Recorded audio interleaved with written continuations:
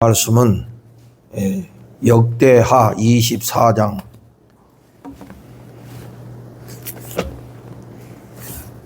1절부터 14절까지 한 절씩 읽겠습니다. 요아스가 왕 위에 오를 때에 나이가 7세라 예루살렘에서 40년 동안 다스리니라.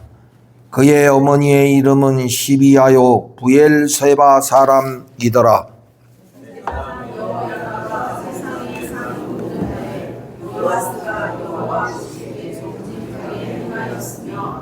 여호야다가 그를 두 아내에게 장가들게 하였더니 자녀를 낳았더라.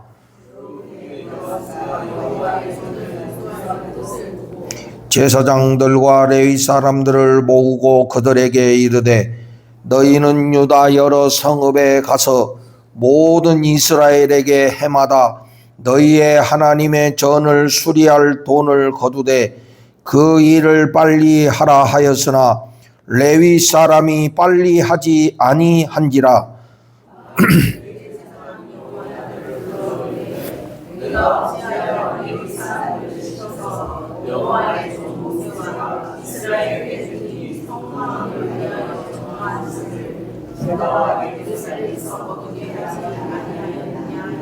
이는 그 악한 여인 아달랴의 아들들이 하나님의 전을 파괴하고 또 여호와의 전의 모든 성물들을 바알들을 위하여 사용하였음이었더라.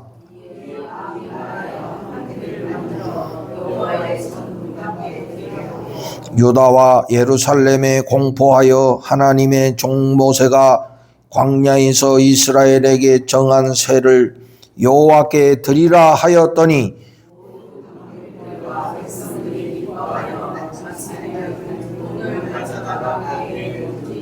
레위 사람들이 언제든지 궤를 메고 왕의 관리에게 가지고 가서 돈이 많은 것을 보이면 왕의 서기관과 대제사장에게 속한 관원이 와서 그 궤를 쏟고 다시 그곳에 가져다 두었더라. 때때로 이렇게 하여 돈을 많이 거두매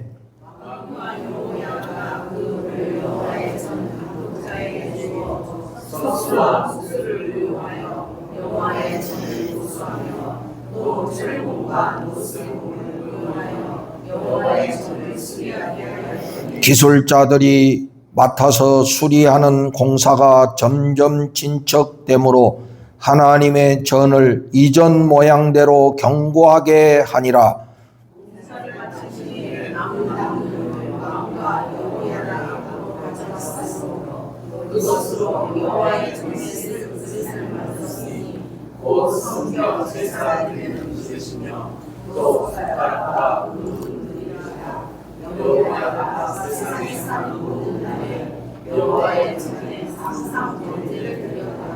아멘.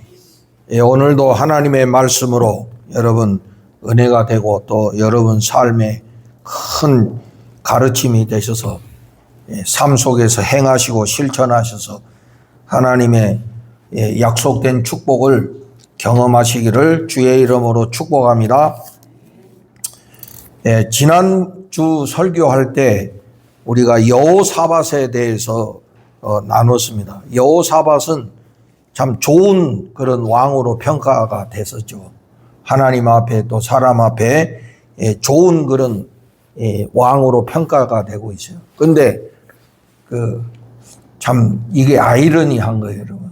항상 이게 아이러니한 게 부모는 잘했는데 자식 때에 가서 이것이 잘 이어져야 되는데 그 얼마나 큰 축복입니까? 그런데 그렇지 못한 경우들이 생긴다 이거예요. 오늘 여기 그 성경의 기록에도 보면 그 여호사밧 다음에 아들 여호람이 왕이 됐는데 이 여호람은 7년 통치를 했는데 이 짧은 시간에 못된 짓은 다 했다 이거예요. 응? 전혀 아버지하고는 다르게 우상 숭배하고 하나님 뜻에 어긋나는 그런 악을 행해가지고 결국에 병이 들어서 죽고 말았죠. 그리고 그 다음이 아하시야가 왕이 됐는데 이 아하시아도 하나님 앞에 그 악한 일들을 많이 했어. 심지어는 이 아하시아는 그 북이스라엘의 아합의 딸하고 결혼을 했어요. 여러분, 우리가 아합 하면은 아마 구약 역사에서 가장 그 악한 왕으로 이름을 날리는 그런 사람이잖아요. 그의 부인이 이세벨이고, 그런데 그 아합의 딸하고 결혼을 했다. 그러니까 이 아하시아도 이 다윗의 언약을 따르지 않고 아합의 그 사위가 됨으로 인해 가지고 별로 그렇게 선한 통치를 하지를 못했다. 그런데 이 아하시아가 그 북이스라엘의 그 이제 사위가 돼가지고 말이요. 근데 그 당시 북이스라엘에는 무슨 일이 일어났냐면 이 에후라는 사람이 일어나가지고 쿠데타를 일으켰어. 아합이 너무 악한 일들을 많이 하고 이세벨이 너무 악한 일들을 많이 하니까 쿠데타가 일어났다. 그 쿠데타를 일으킨 사람이 에후라는 사람이야. 이 에후가 쿠데타를 일으켜가지고 이제 혁명을 했어. 그래가지고 이게 그 뭡니까? 그 아합 왕과 이세벨을 죽이고 말이요. 자기가 왕이 되는 그런 그 혁명이 일어났는데 그 와중에 이 아하시아가 북이스라엘에 갔다가 그 에후에게 죽임을 당하는 거예요. 이게 친구도 잘 사귀어야 된다. 이게 괜히 따라갔다가 거기서 에후에 의해서 죽임을 당하는 거야. 그러니까 갑자기 북이스라엘도 왕이 죽어가지고 혁명이 일어나고 남유다도 갑자기 왕이 죽어버렸잖아요. 그게 어떻게 합니까? 그런데 그때 그 아하시아의 어머니가 아달랴인데 아달랴 이 엄마가 정권을 탈취해버린 거예요. 그래가지고 이 아달랴가 말이요, 이 왕이 될 자들을 죽이고 말이지. 이런 일이 일어나서 이 권력이 이렇게 무서운 겁니다, 여러분. 권력은 누구하고도 나눠 가질 수가 없다잖아. 누구라도 라이벌이 되면 하나가 없어져야 되는 거예요. 특히 이 역사의 정권이라는 게 그래. 응? 얼마나 그게 살벌한 그 현장인지 알 수가 없어요. 하나만 내야 되는 거야, 그냥. 그러니까 그거는 막 가족이고 엄마고 아들이고 뭐 형제고 이런 게 없는 거야. 이 권력 앞에서는 부모 형제가 없는 거야. 응? 이게 인간들의 아주 추하고 더러운 그런 역사의 모습. 응? 모든 인간들 보면 이게 권력과 돈 앞에서는 이게 참 추하게 되는 것을 우리가 알 수가 있어요. 그게 돈을 사랑함이 일만하게 뿌리가 된다고 말이에요. 응? 우리가 아마 다 이렇게 순진하게 생각하고 낭만적으로 생각하지만은 이 권력은 나눠 가질 수가 없고 돈의 이익 앞에서는 이게 입장이 달라지고 얼굴색이 달라지고 말이에요. 응? 서로의 입장이 달라지는 거예요. 응? 그러니까 이 아달랴가 자기가 이 왕이 사라진 상태에서 자기가 정권을 탈취해가지고 피해 바람을 일으키고 말이죠. 이렇게 했습니다. 그래서 막 왕자를 죽여버려. 그러니까 왕비가 여럿이니까 얼마나 그 궁 안에서 권력의 싸움이 살벌했겠어. 그런데 그 와중에 이 살아남은 왕자가 요아스야. 이 갓난아이인데 이 요아스가 살아남는데 어떻게 살아남냐면은 요아스의 고모가 있어. 여호사브앗이라는 이 고모가 이 요아스를 감추는 거예요. 응? 그래서 감췄어. 예.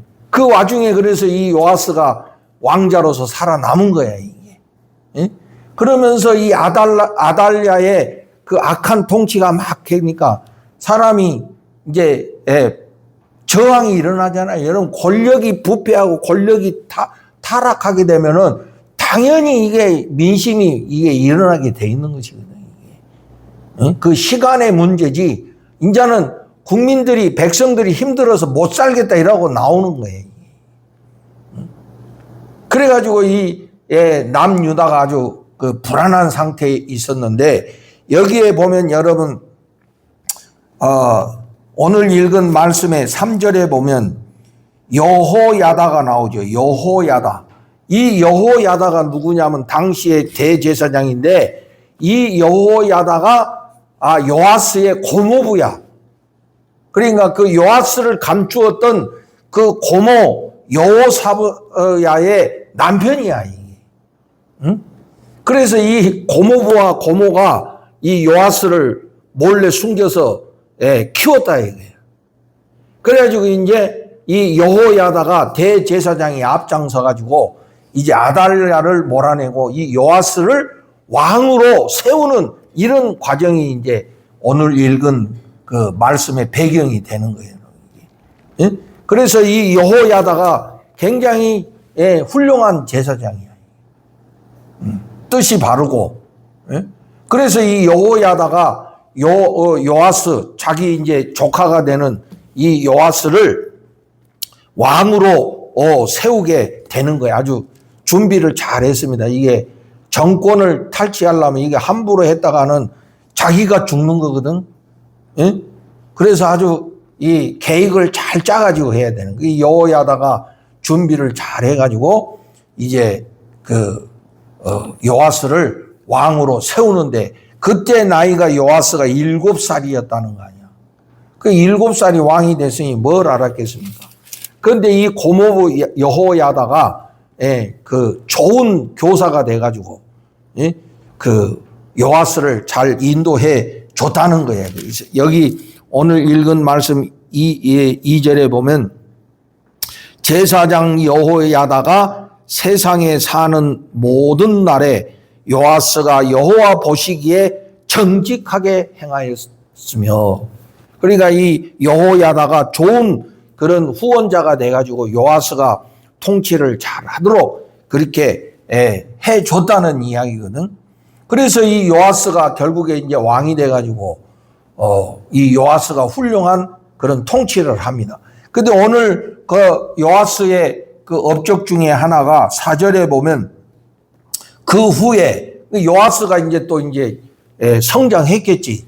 성장해가지고 여호와의 전을 보수할 뜻을 두고, 그러니까 성전을 보수할 뜻을 세웠다 이거야.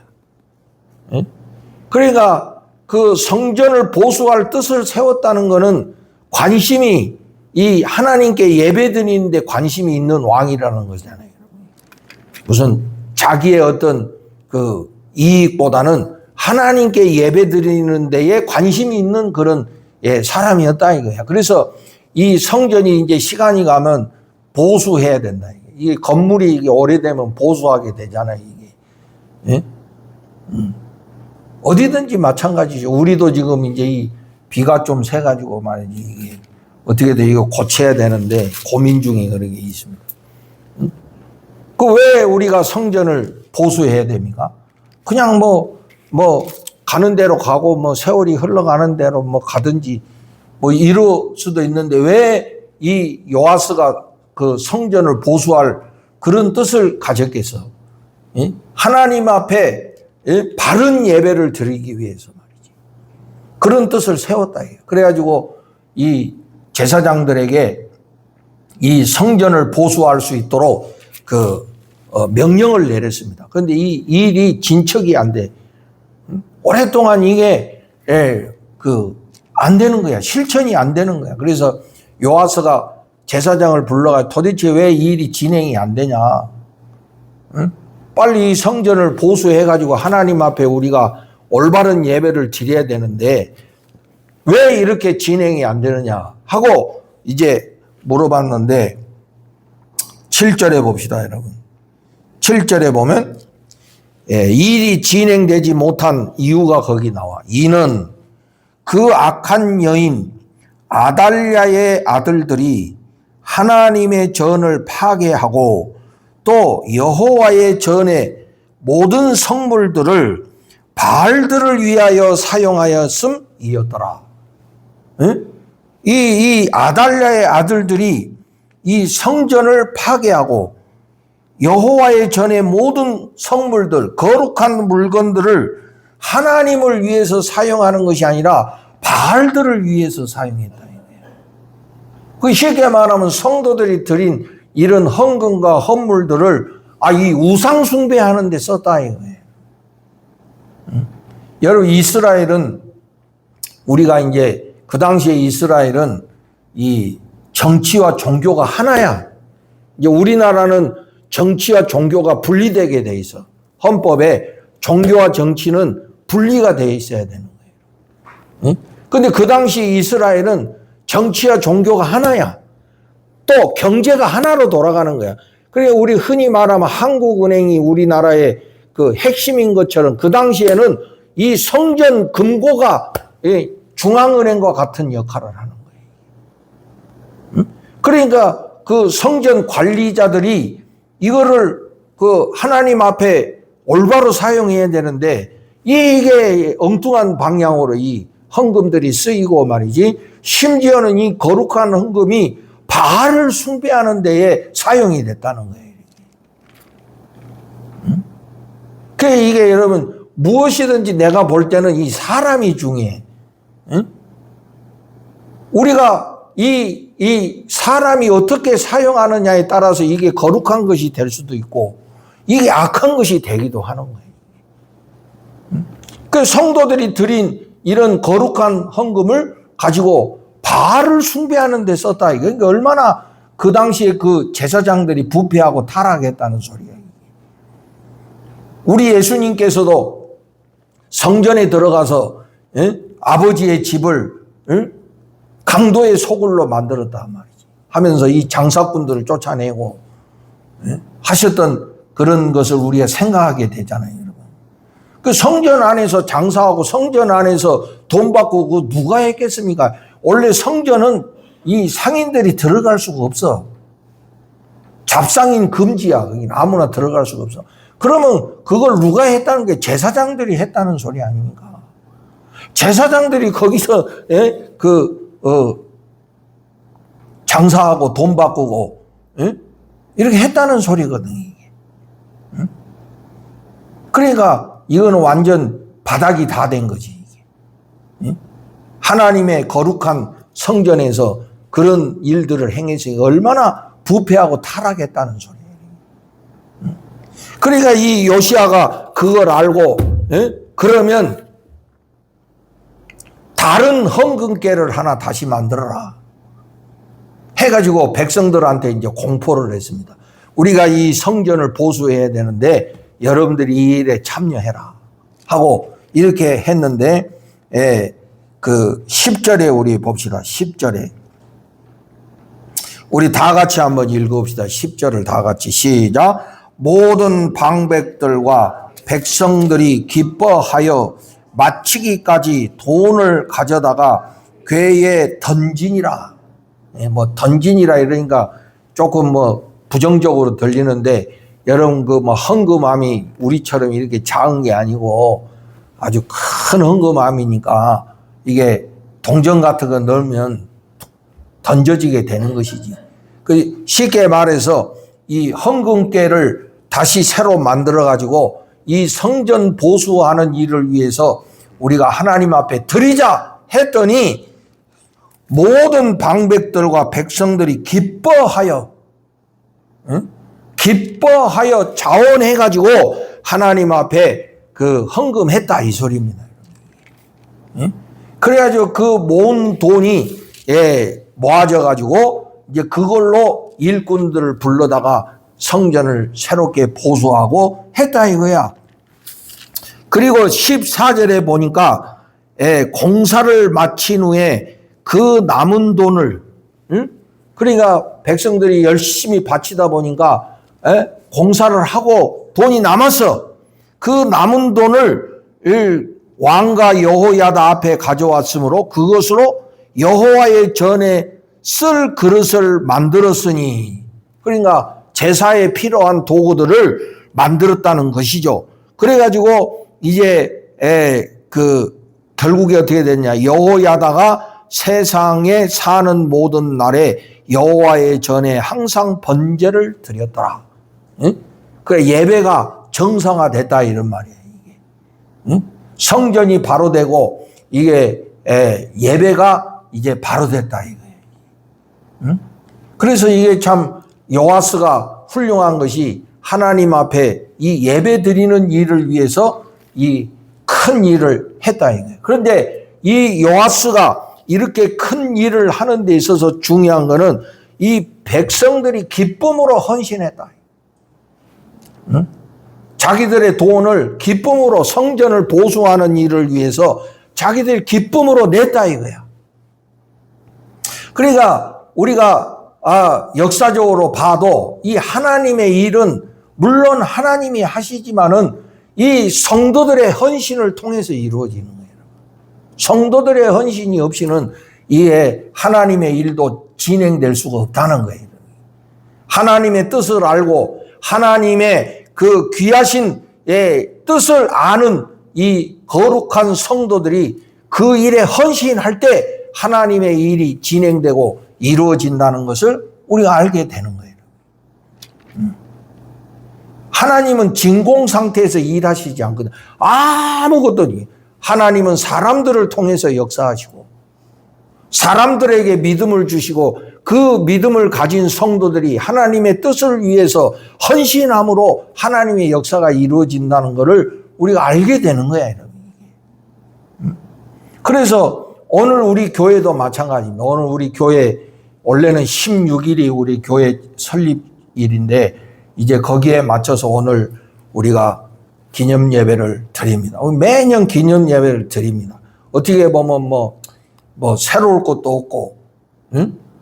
매년 그렇게 하니까 어떻게 보면 습관적이고, 뭐 또 왔는 모양이다, 뭐 이런 생각하고, 응? 밥이나 먹고, 뭐 기념품이나 하나 하고, 응? 이런 그 습관적인 행위가 될 수가 있다. 응? 그러나 여러분, 우리가 이런 습관적인 태도를 벗어버리고 정말 하나님의 교회가 하나님의 뜻을 위해서 일하는 교회가 되기 위해서는 무엇이 필요하냐? 물론 하나님이 역사하시고 하나님이 함께 하시면 우리가 믿지만은 성도들의 헌신이 없이는 안 된다 이거예요. 응? 여러분 우리가 교회가 왜 부흥하지 않냐? 성장하지 않냐? 물 여러 가지 이유가 있어요. 여러분 사회적인 이유도 있어. 우리들만의 문제가 있는 건 아니에요. 이게 시대적인 문제도 있고 말이에요. 여러 가지 원인들이 있습니다. 저도 늘 생각해보고 해보지만 우리 교회 문제뿐만 아니라 지금 한국 교회가 그래요, 여러분. 80%가 다 작은 교회야. 소형 교회야. 80%. 그래서 그 소형교회 문제가 여러 가지 있지만은 재정적으로 힘들고 어렵고, 목회자들이 정말 어려운 가운데서 교회를 붙들고 있는 교회가 80%나 된다. 이 보통 심각한 일이 아니야, 지금 한국 교회가. 그리고 이제 앞으로 시간이 가면 갈수록 이게 올라가는 게 아니라 가는 것이 아니라 자꾸 내려갈 수밖에 없어. 왜냐, 인구가 자꾸 줄어들고. 교회는 나이 든 사람들만 많이 생기고 밑으로 갈 수는 없고 이렇게 되니까 교회가 가면 갈수록 힘들어지는 그런 시대가 돼서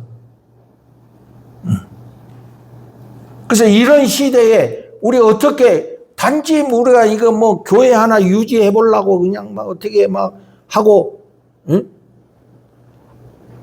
단지 이 교회를 유지하기 위해서 어떻게 뭐 근근히 해 나가겠지. 그러나 중요한 것은 교회가 교회답게 교회의 사명을 감당해야 될 거 아닙니까? 단지 이걸 유지하는 것이 중요한 것이 아니고 여러분 제가 뭐 목사 하나 살기 위해서 우리가 교회를 합니까? 나는 우리 교회 개척의 지금까지 여러분 나는 하나님을 믿고 하나님이 나를 책임져 주신다는 믿음을 가지고 지금까지 살고 있습니다. 앞으로도 그렇다고 나는 믿어요. 뭐 안 되면 뭐라도 해서 살 수 있지. 그러나 교회가 단순히 뭐 우리들 신앙 예배나 드리고 유지하는 걸로 끝난다면은 여러분 뭐 굳이 뭐 이렇게 건물 가지고 이럴 필요가 뭐 있어? 그냥 속 편하게 살면 되지.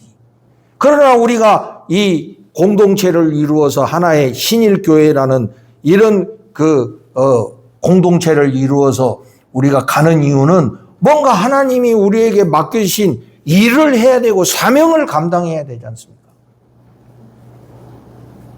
그건 뭡니까? 저는 믿기를 교회가 하나님의 뜻을 위해서 하는 것은 결국에 하나님의 구원의 역사에 참여하는 거야. 한 명이라도 더 구원받게 하고 한 사람이라도 더 하나님의 백성으로 삼는 것이 교회가 할 일 아니겠어? 단순히 우리끼리 모여서 예배나 드리고 우리나 기껏 해가지고 여러분 교회나 유지하고 이런다면은 그러니까 요새 많은 성도들이 다 큰 교회로 가는 거야. 꼭 가서 예배 편하게 드리고 부담 없이 그냥 편안하게 신앙생활 할 수 있고. 요새 젊은 층들은 그런다고 그래. 교회마다 요새 젊은 부모들이 자녀 교육을 얼마나 중요하게 여깁니까? 교회도 마찬가지인 거야. 우리 자녀들이 신앙을 잘 배울 수 있는 그런 시스템이 있나? 이걸 본다는 거예요.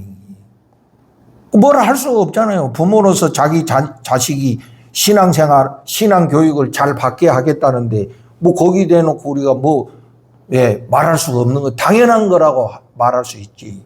그러니까 교회가 다 이렇게 교육 그런 체계가 잡혀 있고 모든 것이 다 이렇게 돼 있는 대로 가게 돼 있지 않겠어? 세종에 가면 그런 예배당도 아주 호텔 로비처럼 만든 이런 교회들이 있다고 그럽니다. 얼마나 시설이 좋은지. 응? 그러면 우리 같아도 뭐 특별한 인연이 없다면은 다 그리들 가지 않겠어? 앞으로 이제 그럴 가능성이 이제 많다 이게. 그런 가운데서 우리가 신일교회라는 그런 공동체를 이루어서 우리가 여기서 헌신하고 우리가 지켜나가야 된 의미가 뭐냐? 단순히 우리를 위해서 하나님이 우리에게 맡겨주신 귀한 사명을 우리 나름대로 이루어가기 위해서 우리가 헌신해야 의미가 있는 거 아니겠습니까? 그것은 뭡니까? 날마다 구원받는 자가 늘어나고 한 명이라도 더 하나님의 구원의 백성을 만드는 일을 위해서 헌신하는 이런 교회가 될 때 우리의 의미가 있는 줄로 믿습니다. 우리가 애쓰고 수고한 것이 그런데 의미가 있는 것이지 그냥 우리 하나 유지했다. 여러 교회들 중에 그래도 우리가 유지했다. 이걸로 끝난다면은 여러분 참 너무나 우리의 헌신이 아깝다 이렇게 생각이 드는 거예요. 하나님의 일을 위해서. 이 요아스가 단지 성전을 보수하는 것은 건물을 보수한다는 의미를 넘어서서 결국에는 하나님 앞에 올바른 예배를 드리기 위해서 그 일을 한 거 아니겠습니까? 오늘 우리가 이 신일교회라는 교회를 위해서 헌신해야 될 의미가 뭐냐 이게. 우리가 여기서 애쓰고 수고해야 될 가치와 의미가 무엇이냐 이거예요. 여러분들이 교회를 위해서 우리 신일교회를 위해서 자리를 지키고 헌금하고 시간으로도 봉사하시고 애쓰는 그 모든 헌신의 의미가 뭐냐 이거예요. 하나님을 위해서 하나님의 뜻을 이루기 위한 것들이 돼야 된다는 것이죠. 여러분들이 그런 헌신의 의미를 알고 헌신할 때에 하나님께 큰 영광이 될 줄로 믿습니다. 여러분 이제 나도 할 만큼 했다. 응? 이런 생각하지 말고 하나님 앞에 여러분 할 만큼 한 게 뭐가 있습니까 우리가? 힘 있을 때까지 하는 거지. 응? 누가 하는 거 어떻게 하나 이게 보는 자세는 여러분 구경꾼의 자세는 좋은 자세가 아닌 거예요. 여러분. 내가 해야지 이런 자세를 가져야지. 누가 하는 거 보고 평가나 하고 말이지. 이러쿵 저러쿵 말이나 하고 말이지. 그건 구경꾼이지. 예? 그 교회의 주인이라고 말할 수 없잖아요. 내가 주인이 돼서 어떻게든지 우리 교회가 하나님의 뜻을 이루는 일을 위해서 쓰임받는 교회가 되자. 이런 자세를 우리가 가져야 되지 않겠어요? 거기에 나가 누가 있고, 여러분, 거기에 누가 하고, 누구는 안 하고 이런 게 어디 있습니까? 우리 모두가 다 하나가 돼가지고. 아무쪼록 우리 신일교회가 하나님의 뜻을 이루어 드리는 교회가 되기 위해서 헌신해야 될 줄로 믿습니다.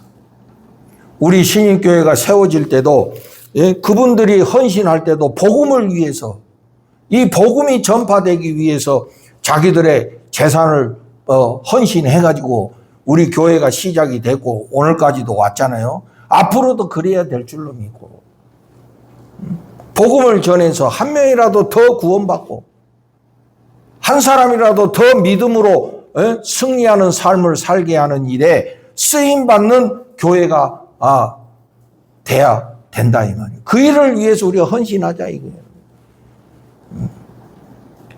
쳐다만 보지 말고, 여러분. 우리가 전도하자 그러면 몇 사람만 전도하면 되겠습니까? 다 같이 해야지.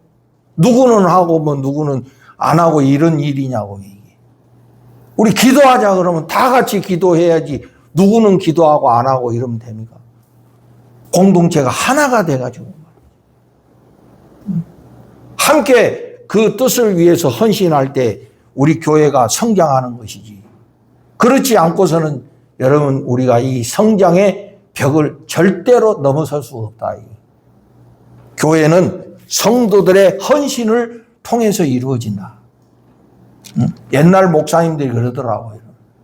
옛날에는 예배당 건축하기 위해서 얼마나 성도들이 헌신을 많이 했습니까? 벽돌도 쌓고 그런 일들 많잖아요. 그러나 우리는 그런 수고는 안 했잖아요. 그래서 옛날에도 예배당 하나 지으려면 성도들의 피가 묻어야 하나 성전이 세워진다고. 그 말은 뭡니까? 성도들의 헌신이 없이는 교회가 성장할 수 없다는 의미 아니겠어요? 오늘 이 말씀에 특별히 모든 방백들과 백성들이 기뻐하여 마치기까지 돈을 가져다가 궤에 던지니라. 기쁨으로 하나님의 일을 위해서 헌신한 이 뜻을 오늘 우리들이 마음에 품고 앞으로 우리 남은 시간, 항상 우리에게는 시간이 영원한 건 아니잖아요. 지나가면 그만이잖아요. 그래도 우리 있을 때 우리가 최선을 다해서 하나님의 뜻을 위해서 헌신해가지고 우리 교회가 교회로서의 사명을 감당하고 여러분들의 헌신과 수고로 인해가지고 한 명이라도 더 구원받고 하나님 나라가 이루어지는 그 일을 위해서 우리 함께 마음을 합하고 헌신하고 말이에요. 충성하는 저와 여러분이 돼 주시기를 간절히 소망합니다. 우리 신일교회 앞으로도 힘들지만은 하나님 함께 하심을 믿고 더욱더 하나님의 뜻을 위해서 충성하고 헌신해가지고 하나님께 영광이 되고 또 우리 교회로서의 가치를 이루어가는 우리 신일교회가 되기를 우리 주 예수 그리스도의 이름으로 축복을 드립니다. 하나님 감사합니다. 하나님이 교회를 세워주셨습니다. 여기까지 하나님 인도해 주셨습니다. 앞으로도 함께해 주시고 우리 신일교회가 하나님의 뜻을 위해 쓰임받는 교회가 되게 하여 주시옵소서. 이 일을 위해서 우리 온 성도들이 한마음으로 헌신하게 하여 주시옵소서. 기쁨으로 헌신하게 하여 주시옵소서. 교회를 위해서 날마다 수고하고 기도하고 헌신하는 당신의 존귀하신 자녀들을 기억하시고 축복하여 주시옵소서. 예수님의 이름으로 기도드리옵나이다. 아멘.